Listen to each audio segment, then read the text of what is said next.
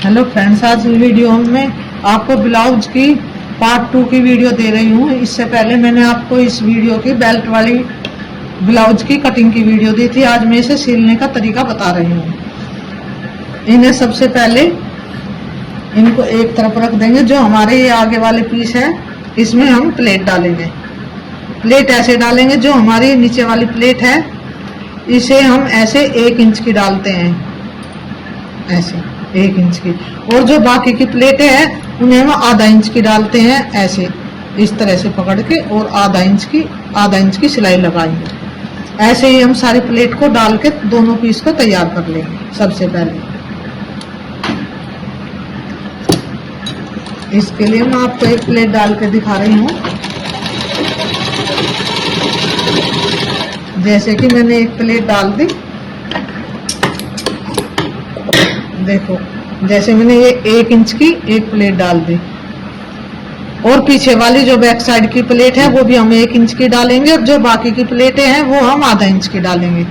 ऐसे ऐसे बारीक करके आधा इंच की सिलाई पे, ऐसे एक पैर की सिलाई पे इस तरह से सारी प्लेटें डाल दें।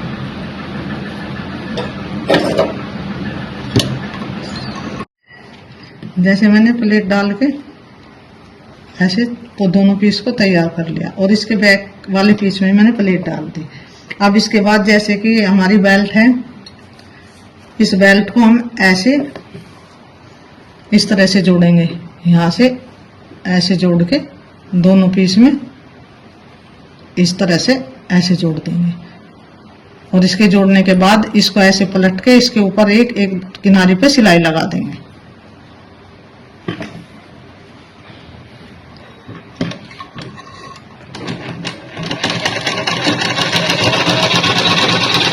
दोनों पीस में इस तरह से ही हम बेल्ट को जोड़ देंगे।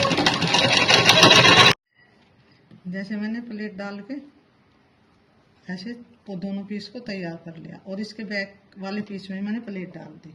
अब इसके बाद जैसे कि हमारी बेल्ट है, इस बेल्ट को हम ऐसे इस तरह से जोड़ेंगे।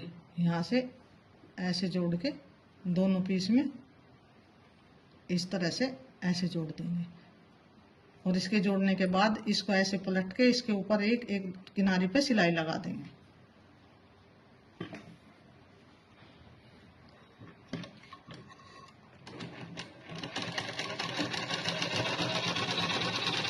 दोनों पीस में इस तरह से ही हम बेल्ट को जोड़ देंगे।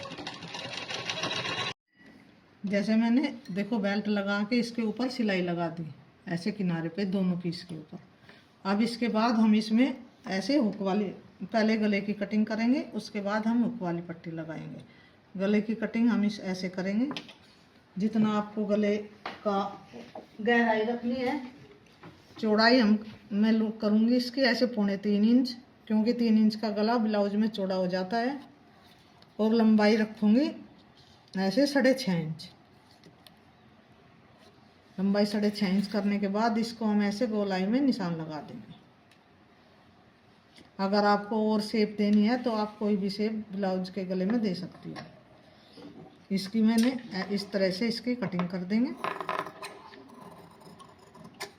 आप चाहो तो इसमें चौड़ी पट्टी लगा सकते हो, नहीं तो आप बारीक रेब वाली पट्टी भी लगा सकते हो। इसके बाद जैसे मैंने गले की कटिंग कर दी, इसके बाद हम इसमें ये पट्टी लगाएंगे ऐसे।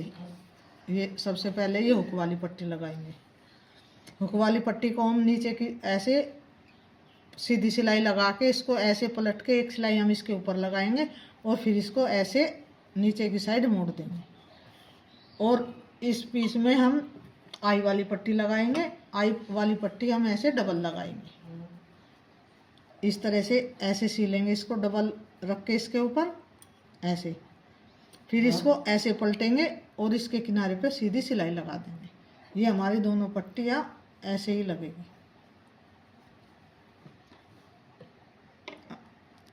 अब ये मैं हुक वाली पट्टी लगा रही हूँ, और जैसे मैंने आपको बताया ऐसे ही इसमें आई वाली पट्टी लग जाएगी।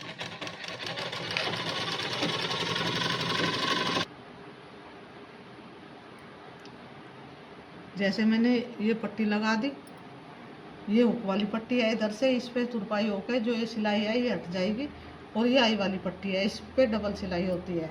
उसके बाद मैंने पीछे वाला गले की कटिंग भी कर दी, वो मैंने 8 इंच की है। जितनी चौड़ाई मैंने आगे वाले गले की ली थी इतनी चौड़ाई में बैक वाले की ली है। अगर आपको गहरा गला करना है तो आप 9-10 इंच तक का गला कर सकते हो। इसके बाद मैंने दोनों कंधे भी जोड़ दिए दोनों तरफ से ऐसे, और अब मैं इस पे गले की रेब की पट्टी लगाऊंगी। आप चाहो तो चौड़ी पट्टी या बुकरम वाला गला भी बना सकते हो। उसके लिए मैं ये पट्टी में ये जो रेब वाली पट्टी है इसके जॉइंट भी कर दिए। जो हम इसका जोड़ लगाते हैं वो हम ऐसे दोनों तरफ से जो तिरछा होता है वो उस साइड से लगाते हैं, ऐसे सीधा जोड़ नहीं लगाते। अब मैंने ये पट्टी तैयार कर ली, इसको ऐसे आगे से इस तरह से मोड़ेंगे और मोड़ने के बाद हम ऐसे ब्लाउज पे रख के इसके आधे इंच की सिलाई पे इसको लगा देंगे। हमें ये पट्टी को बिल्कुल भी नहीं खींचना, बिल्कुल एकदम नॉर्मल तरीके से लगानी है, ढीली भी नहीं छोड़ना और इसको खींचना भी नहीं। ऐसे करके पूरे गले में आगे और पीछे दोनों साइड में ये पट्टी हम इस तरह से ही लगाते हैं। जैसे मैंने ये पट्टी लगा दी इसके पूरे गले पे, अब इसको ऐसे मोड़ के और ऐसे जैसे जितनी बारीक हमें इसके अंदर मोड़नी है इसके ऐसे सिलाई लगा देंगे इसके एकदम किनारे पे। फिर इसको इस तरह से मोड़ के इस पे तुरपाई कर देंगे। तुरपाई करने के लिए हमें दोबारा नहीं मोड़नी होगी, इसलिए हम इस पे ऐसे किनारे पे सिलाई लगा देंगे और जो एक्स्ट्रा कपड़ा है उसको सारे को हटा देंगे। देखो जैसे मैंने इसमें सिलाई लगा दी और इसका एक्स्ट्रा कपड़ा भी निकाल दिया। अब हम इसको ऐसे अंदर से इस तरह से मोड़ के पूरी पाइपिंग को हाथ से तुरपाई कर देंगे ऐसे, और तुरपाई करने के बाद इसमें प्रेस कर देंगे। इसमें सलवटें भी नहीं आती, देखो एकदम से बिल्कुल फिनिशिंग आ जाती है।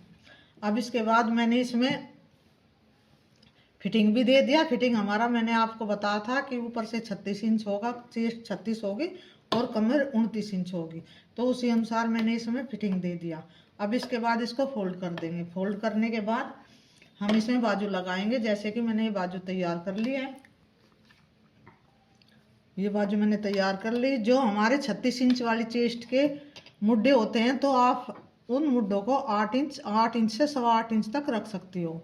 अगर 8.25 रखोगे हल्के लूज हो जाएंगे, अगर 8 इंच रखोगे एकदम बिल्कुल फिट आएंगे। तो जैसे मैंने इसके भी ये 8.5 इंच लिए है। जो इसके मुड्ढे है हमारी बाजू का कटिंग है वो मैंने 8.25 इंच लिया है, क्योंकि हमेशा जो ब्लाउज या सूट सिलते हैं उस बाजू का 1 इंच हम ज़्यादा रखते हैं। तो अगर ये 8 इंच है तो ये हमें 8.5 लेने होंगे। अगर ये 8.25 इंच है तो ये हमें उससे फिर आधा इंच और ज़्यादा लेने होंगे।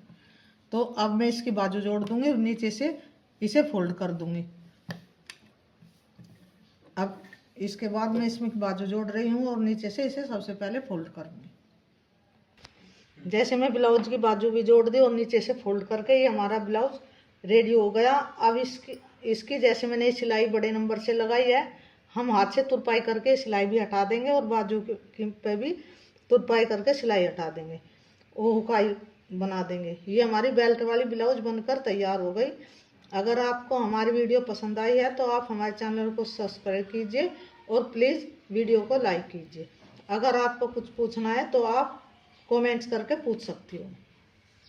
Thank you.